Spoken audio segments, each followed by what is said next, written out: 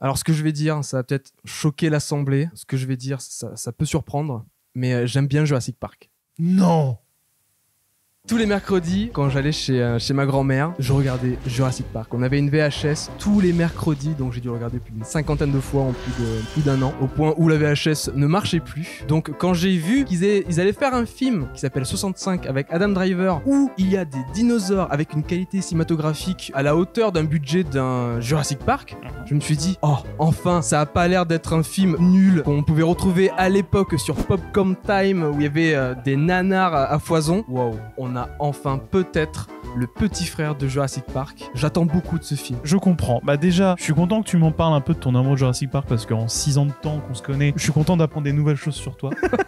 Pas en vrai. Ça se voit pas, non, vraiment. Mais en fait, un peu pareil. Déjà, j'aime bien Adam Driver. Adam Driver, je trouve que super cool. Vu que c'est Adam Driver qui est connu pour faire des bons choix cinématographiques, je pars vraiment avec une confiance aveugle. Mais en plus, je crois que les scénaristes, c'est les scénaristes de Sans un bruit. Sans un bruit qui était vachement cool.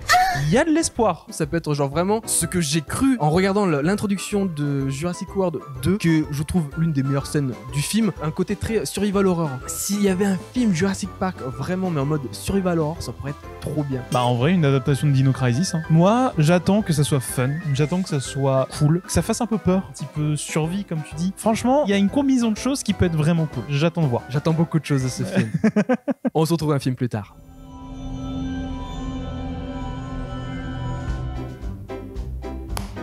Je vais juste changer de t-shirt pour pas faire trop le forceur avec Jurassic Park.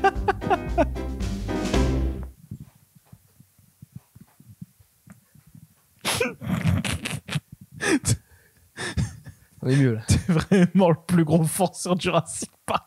C'est bordel. Moi, forceur, tu veux te raser?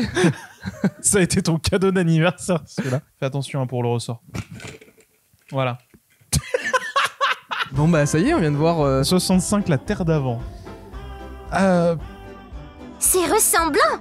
Je trouve que c'est assez décevant par rapport au concept. il gratte pas assez le concept survival horror, même s'il y a du survival horror et j'ai eu peur avec des jumpscares. Il y a eu quelques jumpscares, c'était drôle. Je trouve qu'on voit pas assez de gros dinosaures, on voit des petits lézards. J'ai l'impression vraiment de voir des dragons de Komodo. Comme dit Jeff Goldblum, est-ce que vous allez mettre des dinosaures dans votre film de dinosaures? Je veux faire l'amour. Contrairement à ce qu'on pourrait croire, c'est pas un mec du futur, donc on n'est pas trop sur un plot comme la planète des singes. Vraiment des écriteaux au début qui nous disent clairement. Alors en fait, ça se passe avant l'avènement de l'humanité qui aura lieu sur Terre. Du coup, en fait, on est sur une autre planète, sur une autre galaxie. On découvre Adam Driver qui interprète le rôle de Miles. Il a une famille, il a sa femme et il a une fille qui est très malade. Et en fait, pour guérir sa fille, il doit faire une longue mission de transporteur parce qu'en fait, il est pilote de vaisseaux spatiaux. Ouais, c'est un camionneur de l'espace. Ouais. Exactement, exactement. C'est comme dans Alien. Sa mission dure 2 ans, donc c'est long, mais sa fille elle est malade, mais il sait que ça va rapporter pas mal d'argent pour pouvoir soigner sa fille qui est malade, donc un voyage de 2 ans où il doit transporter des gens qui sont en train de dormir. Cryogénisé. Le problème c'est que ça se passe mal, il se prend des débris de météorites, il s'écrase sur une planète inconnue au bataillon, tout le monde est mort sauf une fille qui se trouve survivante de l'accident avec du coup Adam Driver Miles. Le problème, c'est qu'en fait, ils font face à une planète remplie de monstres parce que cette planète, c'est la planète Terre il y a 65 millions d'années. Le twist. Bon, c'est un peu le souci un peu de ce genre de film et aussi du marketing, c'est que quand t'as vu la bande-annonce, tu sais ce que c'est. Mais si t'as pas vu la bande-annonce, tu te demandes où elle arrive. Et en fait, c'est vraiment quand ils trouvent la trace de pas géante de dinosaures, à ce moment-là, tu captes. C'est pas un boa, ça? Et là, c'est intéressant. C'est ce que t'avais relevé pendant le film, c'est que lui, en fait, il sait pas. Parce que c'est un humain d'une autre planète, d'une autre galaxie, il sait pas ce que c'est ces monstres-là.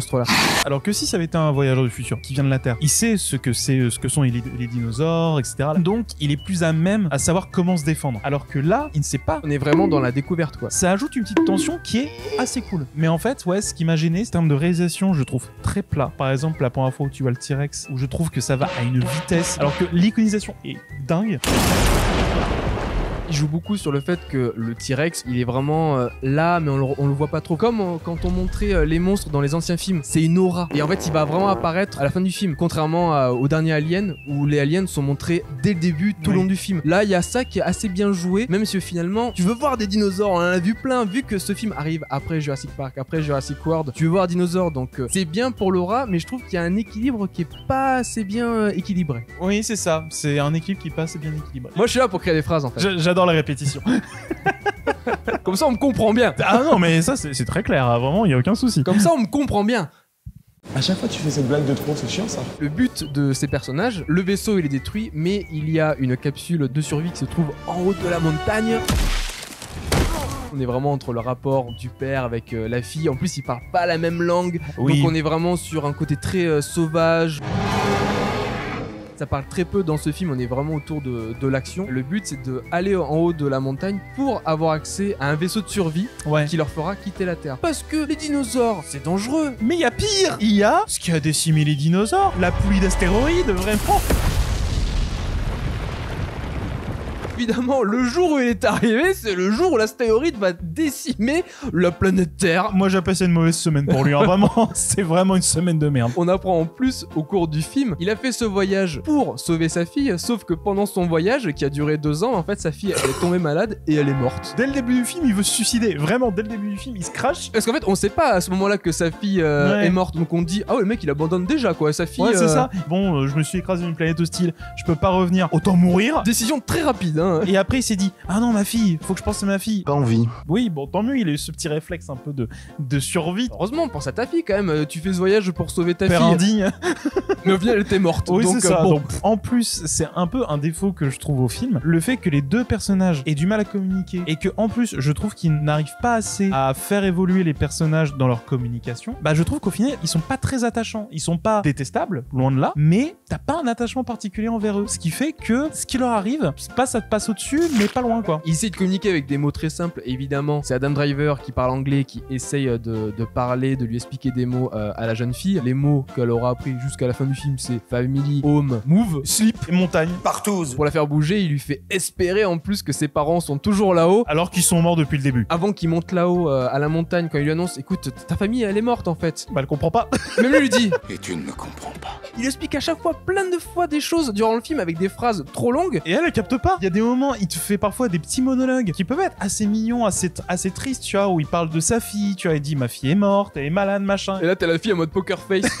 Quand tu sais qu'elle ne comprend pas, ça rend un peu caduque, un peu certaines discussions et certains moments qui peuvent être un peu touchants en fait. Ce qui m'a un peu gêné, là où ils ont les plus gros obstacles, les deux personnages, ce n'est pas contre les dinosaures. C'est par exemple contre les sables mouvants, contre une montagne, quand c'est dans une grotte et qu'ils veulent passer par une crevasse, etc., par un couloir. Il y a un éboulement, ouais. Il y a un éboulement. C'est là où ils ont les plus gros obstacles et pas contre les dinosaures parce qu'au final, le mec a toujours son fusil laser, plasma ou je sais pas quoi, où il arrive à exploser des dinosaures. Il a quand même une arme du futur mais du Ouais. passé qui tue vraiment à distance en one shot un T-Rex. Le laser traverse le T-Rex quoi. Donc ce qui fait que on n'a pas ce moment de stress où on pourrait se dire le gars pourrait vraiment crever face à un dinosaure. Et je trouve ça dommage quand c'est un film qui se vend comme un survival horror contre les dinosaures. Le personnage, il sait pas ce que c'est les dinosaures, il est vraiment dans la découverte et il est pas vraiment préparé à ça. C'est pas un boa, ça. Mais vu qu'il a des armes de son époque qui sont très très avancées, qui one-shot dinosaures, bah il y a un déséquilibre quand même qui se crée. Pour moi, la scène qui rattrape, je trouve, le film, c'est vraiment les scènes de fin où il est dans le vaisseau, il affronte les deux T-Rex. Là, il y a quand même une tension parce qu'il a du mal avec son flingue, il a du mal à le démarrer. À un moment, son flingue ne fonctionne plus, il commence à courir et il veut faire en sorte d'ébouillanter le T-Rex avec le geyser. Ce qui fait des plans très très cool. Tu m'aurais vendu le film comme ça, de A à Z, franchement,